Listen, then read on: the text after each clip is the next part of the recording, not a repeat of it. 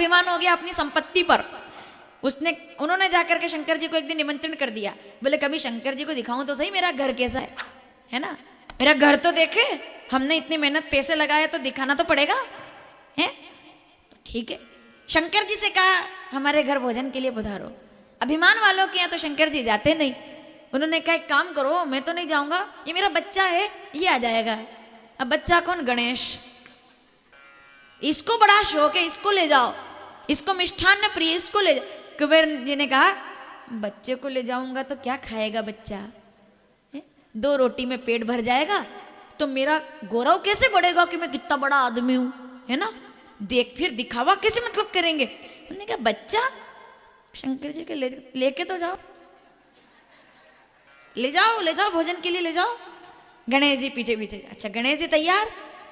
जैसे आपके बच्चे का अगर कोई निमंत्रण कर दे, है ना, केवल बच्चे का, कि ये पिंटू को भेज देना भोजन के लिए, और गलती से आप बोल दो कि नहीं आ पाएगा, ऐसा देखा आप तरफ वो कि क्यों मना कर रहे हैं, वो तुरंत तैयार, बच्चा तुरंत तैयार। तो गणेश जी तुरंत हाँ मैं चला जाऊंगा, भूख भी लगी है। कुबेर जी ने कहा 2 रोटी खाकर। अब आप देखिए दुर्वा क्यों चढ़ाई जाती है गणेश जी को। चतुर्थी है ना आज, दुर्वा चढ़ाने का महत्व क्या है, दुर्वा ही क्यों, तो सुनिए। और दुर्वा चढ़ाने के समय भाव क्या होना चाहिए वो भी सुनिए। तो गणेश जी भोजन के लिए आए भाई। कुबेर ने अपनी पत्नी से कहा, बोले बच्चे आए हैं भोजन कराओ। पत्नी कहती है इनको क्या इतना सब बनवा लिया आपने, ये बिगड़ेगा। अब इनको क्या पता कि ये लंबोदर है, इनका पेट बड़ा, ये नहीं जानते, ये मासूम है दोनों पति पत्नी। गणेश जी को देख कर कहा, बोले भोजन आप बैठिए विराज। गणेश जी बैठ गए आराम से ऐसे, ठीक है लाइए। पत्तल लगी साहब। उन्होंने कहा क्या लाए, बोले जो बना सब लिया। लाए, पूड़ी रखी, हलवा रखा, पलट के गए अंदर। ऐसे करके कम से कम 100 चक्कर हो गए, 100 भगोने के भगोने आ गए। ये पलटे, और मतलब किसी से थाली में पूछना तो पड़ता है ना कि और लोगे क्या, यहाँ तो पूछने का काम ही नहीं रखा। पलट के देखे कि और लोगे, इतने में तो गायब दोनों एकदम।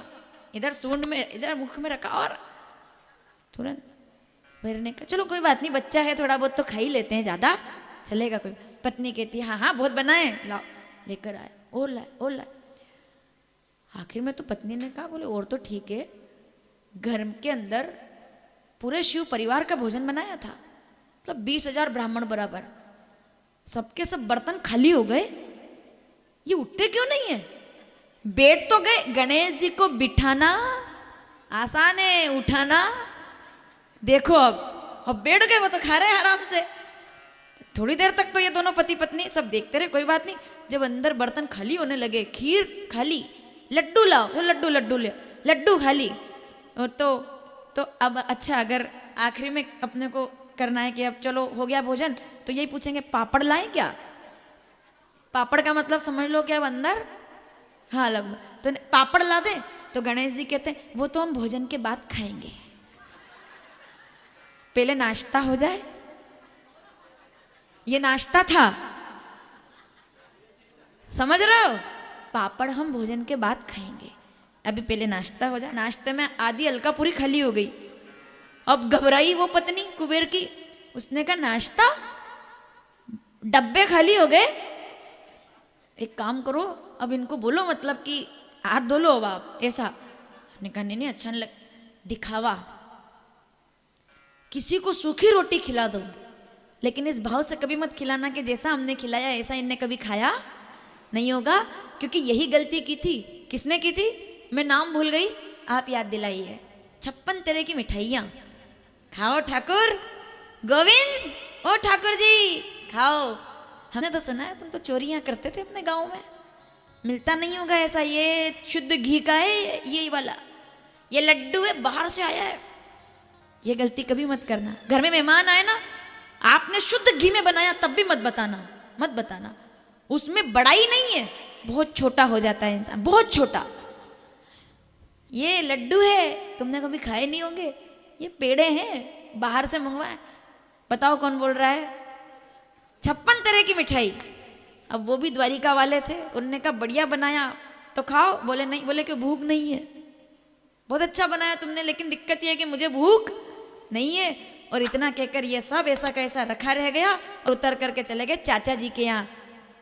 दुर्योधन के साग, चाचा जी बड़ी भूख लगी है। आहा, श्रीमद् भगवद गीता 9वां अध्याय 26वां श्लोक, पत्रम पुष्पम फलम तोय यो में भक्त्या प्रयच्छति। जब मुझे भक्ति से दे दे मैं उसे स्वीकार कर लेता हूँ साहब। और तो वो दोनों पति पत्नी विदुर विदुरानी सोच रहे अब क्या करें, ये तो घर आए क्या खिलाएं। तो तब तक देखा रसोई में से कटर पटर की आवाजें आने लगी। कटर पटर की आवाज आ रही तो क्या देखा कि छिलके पड़े थे केले के और ठाकुर जी भोग लगा रहे हैं। बोले बड़ी भूख लग रही थी मुझे, तो मुझसे रहा नहीं गया, तो सब्जी और छिलके का भोग लगा लिया।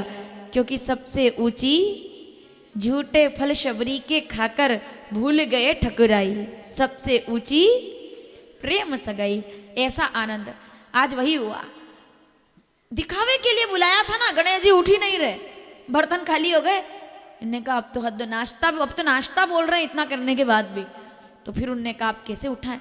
तो उनने कहा मीठे में कुछ, मीठे में क्या, मीठा मतलब कि उठो मतलब कैसे भी करके।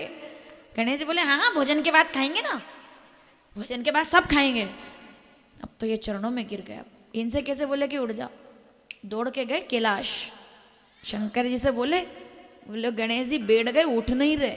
शंकर जी कहते सोच समझ के बिठाना था, सोच समझ के बिठाना था। इसलिए हमारे यहाँ गणेश जी को बिठाने का भी नियम है और उठाने का भी। हमारे यहाँ माए माता पूजी जाती है, आप लोग जानते होंगे। वो जो शादी के बाद फिर हम जब सब होता है तो उसमें गणेश जी बिठाए जाते हैं और पूरे तरीके से फिर उनको, जब तक माए माता नहीं उठती तब तक गणेश जी घर से उठकर नहीं जाते। इसलिए माए माता की पूजा बहुत जरूरी होती है। कुटुंब को बुलाया जाता है, पूरा परिवार भोजन करता है, सगे संबंधी भोजन करते हैं, तब श्री गणेश उठ करके फिर रिद्धि सिद्धि के साथ रिद्धि सिद्धि घर में दे करके और फिर उठते। अब ये तो इधर तो भोजन चलता है, भंडारा खूब खाओ। गिर पड़े चरणों में कुबेर, कुछ नहीं बचा। अरे आसपास के घरों से भी मांग लाए हम, अब तो कुछ नहीं बचा, सब अभिमान भंग हो गया। तब चरणों में गिर पड़े। शंकर जी ने कहा अपना मामला नहीं है, उनकी माता जी से बात करो, माता जी जाने।